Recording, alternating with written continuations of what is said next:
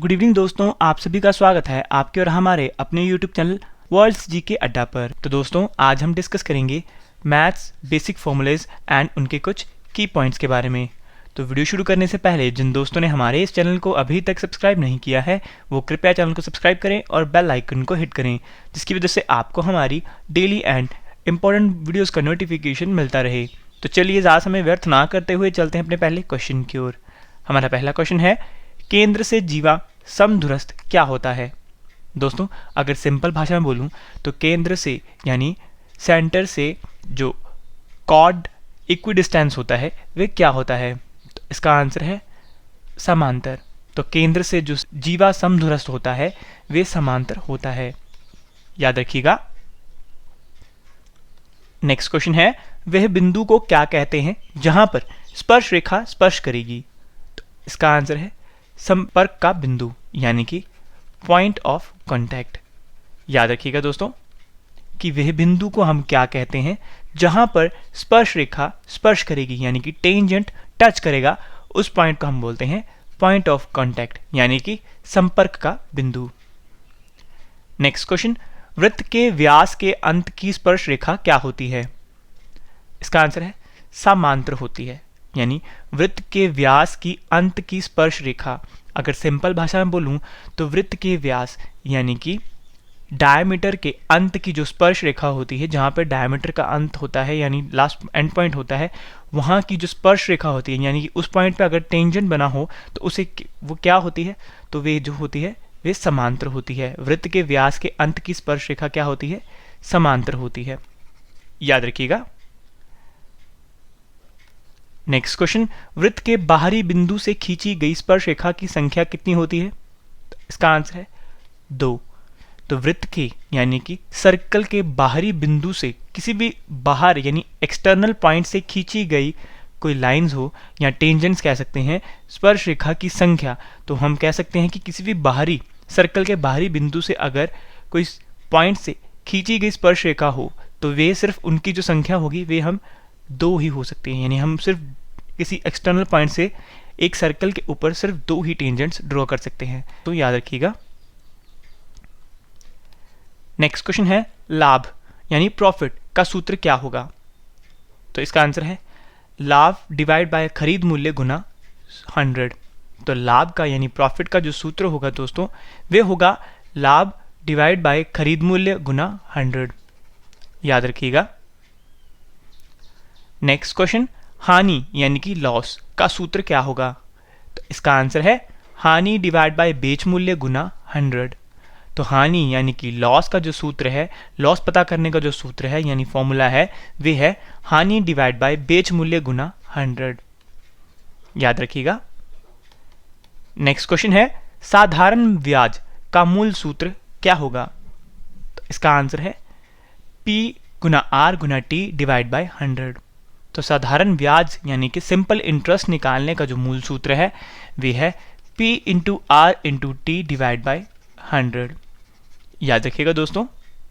Exam point of view से ये question यानी सिंपल इंटरेस्ट निकालने से रिलेटेड क्वेश्चंस हमेशा एग्जाम्स में पूछे जाते हैं, तो आपने साधारण ब्याज का ये फॉर्मूला याद रखना है। नेक्स्ट क्वेश्चन है, चक्रवृद्धि ब्याज का मूल सूत्र क्या होगा। दोस्तों, चक्रवृद्धि यानी कि कंपाउंड इंटरेस्ट, याद रखिएगा दोस्तों कि चक्रवृद्धि ब्याज को इंग्लिश में कहते हैं कंपाउंड इंटरेस्ट। तो कंपाउंड इंटरेस्ट का जो मूल सूत्र है वे क्या होगा। तो इसका आंसर है दोस्तों P 1 + R डिवाइड बाय 100 की पावर n। तो देखिए दोस्तों, अगर कंपाउंड इंटरेस्ट हमें फाइंड करना है यानी चक्रवृद्धि ब्याज हमें निकालना है तो उसको निकालने का जो सूत्र है वे है P Guna 1 + R divide by 100 की पावर n। तो याद रखिएगा दोस्तों। नेक्स्ट क्वेश्चन है, इंटीग्रेशन साइन x dx का सूत्र क्या होगा। तो इसका आंसर है minus cos x plus C.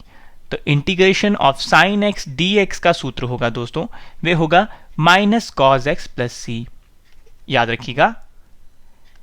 Next है, integration cos x plus C का सूत्र क्या होगा। तो इसका आंसर है साइन x प्लस सी। तो integration of cos x plus C का जो सूत्र होगा वे होगा साइन x। तो दोस्तों, आपको क्वेश्चन देख के पता चल गया होगा कि ये जो फॉर्मूलेज हैं ये 12th क्लास के इंटीग्रेशन टॉपिक से रिलेटेड हैं। तो दोस्तों ये याद रखिएगा। Next question, integration of tan x dx का सूत्र क्या होगा? तो इसका आंसर है log secant x plus C और इसके साथ है minus log of cos x plus C. तो integration of tan x dx का जो सूत्र है वे होगा दोस्तों log of secant x plus C and minus log of cos x plus C. याद रखिएगा। दोस्तों वीडियो पसंद आ रही है तो लाइक एंड शेयर ज़रूर करें और सब्सक्राइब करना ना भूलें। हमारे चैनल का नाम है जीके अड्डा। नेक्स्ट क्वेश्चन है, integration of cot x dx का सूत्र क्या होगा? तो इसका आंसर है log of sin x plus C. तो integration of cot x dx का सूत्र होगा दोस्तों log of sin x plus C. याद रखिएगा। नेक्स्ट फॉर्मूला है integration of secant x plus dx का सूत्र क्या होगा? तो इसका आंसर है log of secant x plus tan x plus C. तो integration of secant x dx का सूत्र होगा log of secant x plus tan x plus C. Next formula है integration of cosecant x dx का सूत्र क्या होगा? तो इसका आंसर है log of cosecant x minus cot x plus C. तो integration of cosecant x dx का सूत्र होगा log of cosecant x minus cot x plus C. याद रखिएगा। नेक्स्ट फॉर्मूला है integration of secant square x dx का सूत्र क्या होगा? तो इसका आंसर है tan x प्लस सी। तो integration of secant square x dx का जो सूत्र होगा वे होगा tan x plus C. Next है integration of cosecant square x dx का सूत्र क्या होगा? तो इसका आंसर है minus cot x plus C. तो integration of cosecant square x dx का सूत्र होगा minus cot x plus C. Next है integration of secant x tan x dx का सूत्र क्या होगा? तो इसका आंसर है secant x प्लस सी। तो integration of secant x tan x dx का सूत्र होगा secant x plus C. Next integration of cosecant x cot x dx का सूत्र क्या होगा? तो इसका आंसर है minus cosecant x plus C. तो integration of cosecant x dot cot x dx का सूत्र होगा minus cosecant x plus C. Next है integration of 1 by x dx का सूत्र क्या होगा? तो इसका आंसर है log of x plus C. तो integration of 1 by x dx का सूत्र होगा log of x plus C. याद रखिएगा। नेक्स्ट है इंटीग्रेशन ऑफ e की पावर x dx का सूत्र क्या होगा? तो इसका आंसर है e की पावर x प्लस सी। तो इंटीग्रेशन ऑफ e की पावर x dx का सूत्र होगा e की power x plus C. Next है इंटीग्रेशन ऑफ uv dx का सूत्र क्या होगा? यह है दोस्तों इंटीग्रेशन बाय पार्ट्स। ये दोस्तों टॉपिक है इंटीग्रेशन चैप्टर का। तो इंटीग्रेशन ऑफ uv dx का सूत्र क्या है? इसका आंसर है u integration of v minus differentiation of u and integration of v, उसके बाद इसका पूरे का इंटीग्रेशन कर दिया जाएगा। तो इंटीग्रेशन बाय पार्ट्स का जो सूत्र है वे है u integration of v minus differentiation of u integration of v, उसके बाद इन सभी का पूरे का इंटीग्रेशन होल इंटीग्रेशन कर दिया जाएगा। तो ये है इंटीग्रेशन बाय पार्ट्स। याद रखिएगा। नेक्स्ट क्वेश्चन है, अगर त्रिकोण की तीनों शीर्ष लंब एक समान हो तो निम्नलिखित में से कौन सा त्रिकोण होगा? तो इसका आंसर है समभुज त्रिकोण यानी कि इक्विलेटरल ट्राइंगल। तो दोस्तों अगर त्रिकोण की तीनों शीर्ष लंब यानी एल्टीट्यूड्स एक समान हो तो निम्नलिखित में से जो त्रिकोण होगा वे होगा समभुज त्रिकोण यानी कि इक्विलेटरल ट्राइंगल। याद रखिएगा। नेक्स्ट है, दो त्रिभुज जिनकी शक्ल और आकार समान हो तो उस त्रिभुज को क्या कहा जाता है? तो इसका आंसर है सर्वागसम त्रिभुज। दोस्तों सर्वागसम त्रिभुज यानी कि कॉन्ग्रेंस ट्राइंगल। तो सर्वागसम त्रिभुज का मतलब है कॉन्ग्रेंस ट्राइंगल। तो दो त्रिभुज जिनकी शक्ल और आकार समान हो तो उस त्रिभुज को हम कहते हैं कॉन्ग्रेंस ट्राइंगल। नेक्स्ट है, दो असमान जीवा से बड़ी जीव कौन सी होती है? तो इसका आंसर है जो केंद्र के पास हो। तो दो असमान जीवा में से बड़ी जीव दोस्तों वे होगी जो सेंटर के पास हो, याद रखिएगा। नेक्स्ट है वृत्त का ठिकाना क्या होता है, तो इसका आंसर है एक गतिमान बिंदु। अगर सिंपल भाषा में कहूँ दोस्तों, वृत्त यानी आप सर्कल कह सकते हो या फिर स्फीयर कह सकते हो, वृत्त तभी बनता है जब उसके सेंटर से एक पॉइंट से हम एक पर्टिकुलर डिस्टेंस से ड्रॉ करेंगे, तब भी एक वृत्त या स्फीयर बनता है। तो वृत्त का ठिकाना दोस्तों क्या होता है, एक गतिमान बिंदु, याद रखिएगा। नेक्स्ट है चक्रीय चतुर्भुज के बाहरी कोण हमेशा बराबर होते हैं क्योंकि उसके आंतरिक विपरीत कोणों के बराबर।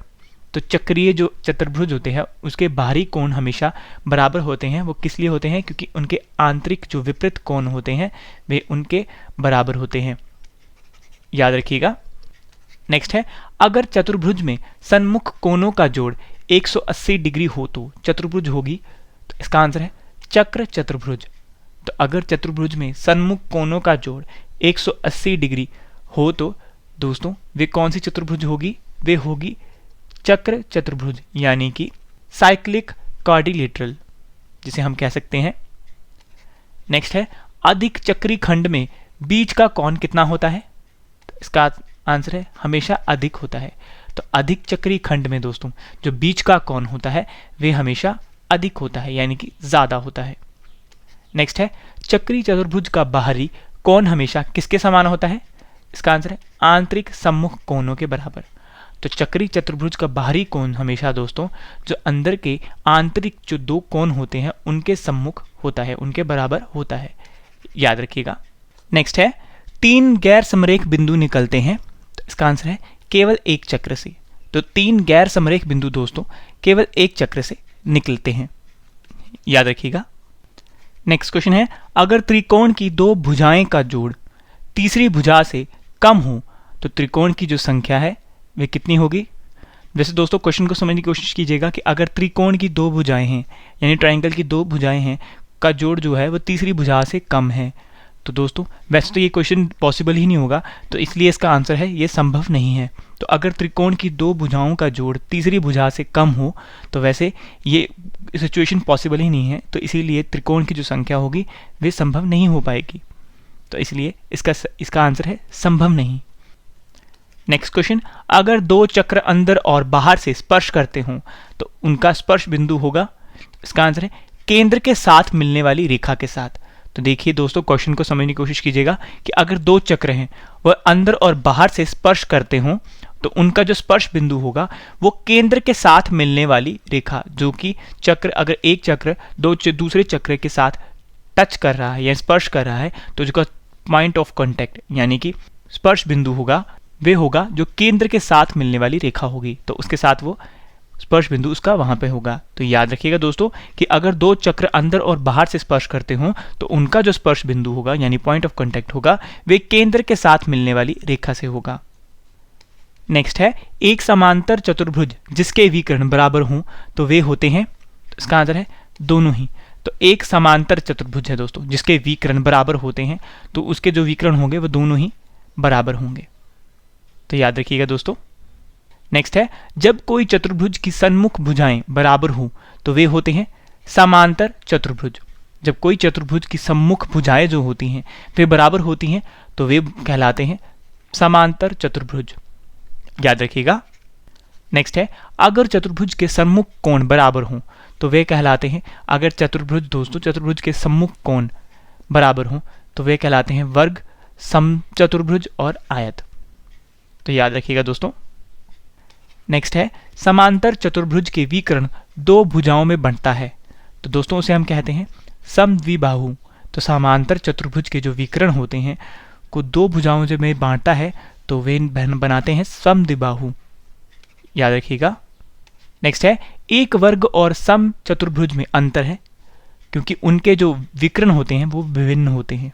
तो अगर एक वर्ग और सम चतुर्भुज की बात करें उनमें क्या अंतर होता है, तो उनके विकर्ण यानी कि डायगोनल्स जो होते हैं वो अलग होते हैं, याद रखिएगा। नेक्स्ट है अगर त्रिकोण की भुजाएं दुगनी कर दी जाएं तो क्षेत्रफल होगा 4 गुना हो जाएगा। देखिए दोस्तों समझने की कोशिश कीजिएगा कि अगर त्रिकोण की भुजाएं दुगनी कर दी जाए यानी कि अगर एक त्रिकोण की भुजाओं की जो वैल्यू है वो 3 सेंटीमीटर है, और अगर उनको सभी को दुगना कर दिया जाए यानी 3 से 6 सेंटीमीटर कर दिया जाए तो उनका जो क्षेत्रफल हो जाएगा वो 4 गुना ज़्यादा हो जाएगा, याद रखिएगा। नेक्स्ट है, अगर घनाभ की भुजाएं दुगनी कर दी जाए तो आयतन कितना होगा? तो इसका आंसर है 8 गुना ज़्यादा हो जाएगा। अब देखिए दोस्तों, समझने की कोशिश कीजिएगा। घनाभ यानी कि क्यूबॉइड की भुजाएं दुगनी कर दी जाएं तो उनका आयतन 8 गुना ज़्यादा हो जाएगा। यहाँ पे आयतन यानी कि वॉल्यूम से है, तो आयतन यानी वॉल्यूम कितना हो जाएगा? 8 गुना ज़्यादा हो जाएगा, याद रखिएगा दोस्तों। नेक्स्ट है, अगर वृत्त का अर्थ व्यास 2 गुना कर दिया जाए, यानी अगर वृत्त का अर्ध व्यास यानी कि रेडियस 2 गुना कर दिया जाए तो उसका क्षेत्रफल 4 गुना ज़्यादा हो जाएगा। देखिए दोस्तों, समझने की कोशिश कीजिएगा कि अगर वृत्त का यानी सर्कल का अर्ध व्यास यानी रेडियस को 2 गुना कर दिया जाए तो उसका जो क्षेत्रफल यानी एरिया होगा, वैसे ही सर्कल बड़ा हो जाएगा, तो जब सर्कल बड़ा हो जाएगा तो जो इसका एरिया होगा वह 4 गुना ज़्यादा हो जाएगा, याद रखिएगा। नेक्स्ट क्वेश्चन है, अगर दो भुजाओं के संगत कोण बराबर हों तो उनकी संगत भुजाएं होगी एक ही अनुपात में, यानी कि अगर दो भुजाएं हैं, ठीक है, संगत में कोण बराबर हो जाएंगे तो उनकी जो संगत भुजाएं होंगी वे एक ही अनुपात में रहेंगी। दोस्तों ये चीज़ें बेसिक याद रखने वाली हैं, तो इसे आप याद रखिएगा। नेक्स्ट एंड लास्ट क्वेश्चन हमारा, दो त्रिभुज जिनकी शक्ल और आकार समान हो तो उन्हें हम क्या कहेंगे? तो इसका आंसर है सर्वागम त्रिभुज, यानी कि कॉन्ग्रुएंट ट्राइंगल। तो अगर दो त्रिभुज हैं दोस्तों जिनकी शक्ल और आकार समान हो तो उन्हें हम कहेंगे सर्वागम त्रिभुज, यानी कि कॉन्ग्रुएंट ट्राइंगल। तो दोस्तों आज हमने इस वीडियो में मैथ्स बेसिक फॉर्मूले और उनके कुछ की पॉइंट्स डिस्कस किए, और जिन दोस्तों ने हमारे इस चैनल को अभी तक सब्सक्राइब नहीं किया है वो कृपया चैनल को सब्सक्राइब करें और बेल आइकन को हिट करें, जिसकी वजह से आपको हमारी डेली एंड इंपॉर्टेंट क्वेश्चंस की वीडियोस का नोटिफिकेशन मिलता रहे। तो दोस्तों आज के लिए इतना ही, अब मिलेंगे नेक्स्ट वीडियो में, तब तक के लिए जय हिंद, जय भारत।